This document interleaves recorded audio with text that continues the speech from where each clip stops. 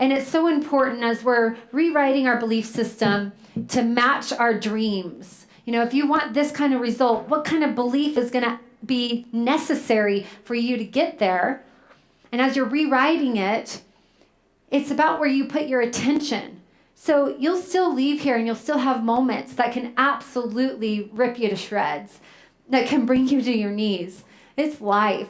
But we have the power within us to put our focus on the things we want. And too many of us put our focus on what we don't want or limitations of what we think we're not. And so where we put our focus is where you'll see things expand. So if you're putting your focus on these new agreements from love, like this is where I'm worthy, I am worthy. And then you put your focus in all of those areas where you can find worthiness, right? Then it's going to grow. I was in New York last year. This is me and my hubs, and we were on our 14th anniversary in New York City. He surprised me to go see some of our best friends, actually Kai and Zia. And we were there, and this particular day, I was having a really hard day. See, something about this beautiful body of mine that I have learned to love so deeply and unconditionally wasn't always that way. I tend to carry weight around my belly, okay? I got these skinny little legs, especially in high school. They looked like, Karen is here from high school. She would remember, literally bird legs with 2 knobs, right? Anyways, so I have these little legs, and my belly is where I hold on weight. And through the process of having 3 babies, I adopted one, I have been asked if I am pregnant. I can't count how many times. And by women, too. Women. Unless my belly button is hitting you in the face, don't ask.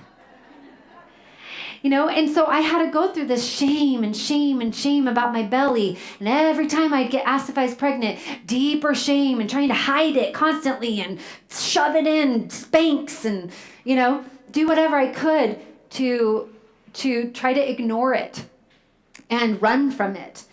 And here I am in New York on a really fun trip, surprise trip from my husband, and we go shopping.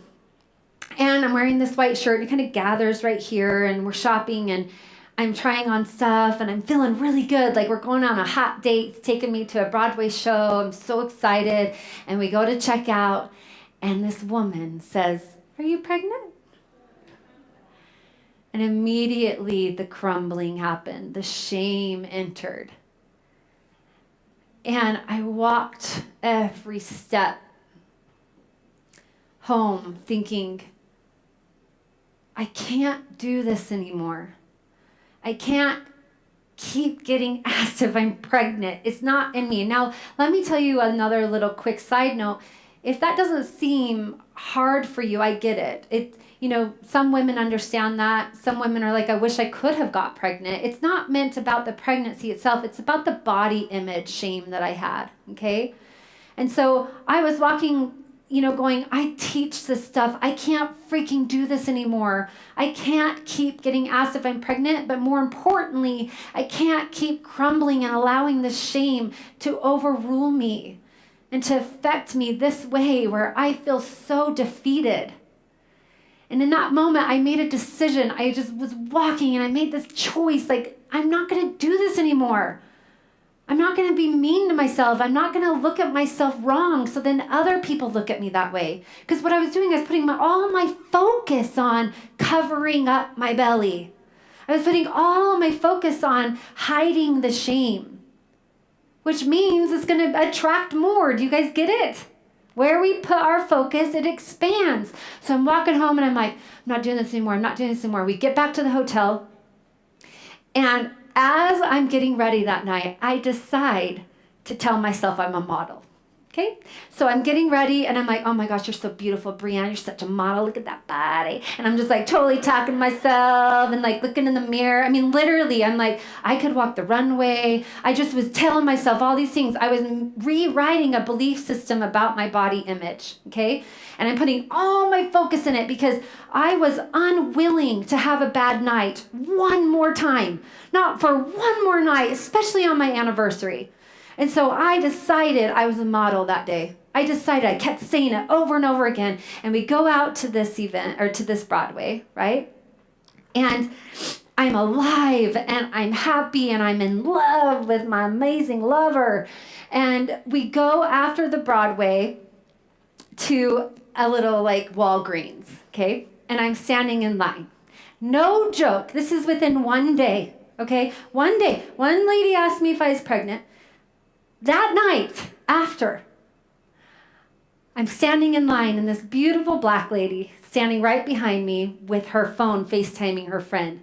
And all of a sudden I hear something like she's talking about me and I'm like, should I turn around? I mean, what's happening? And finally I hear, look at her. Oh my gosh, she's a model. Are you a model? Oh my gosh, look at her. Can you believe how beautiful she is? Look at that model. Oh my gosh, you're a model, girl. And I was just like, I attracted that because I put my focus on it. Start putting your focus on what you want, not what you don't want, and see the miracles unfold. Start putting your focus on the love, on the agreements from love, the truth of your soul, and watch everything transform. And in order to do that, to go from, there's a gap from these agreements of fear and agreements of love. The gap is letting go of what you are not. The story you've told yourself, the agreements you've made, which might come along with some forgiveness to certain people. But the number one most important person that you must forgive is yourself.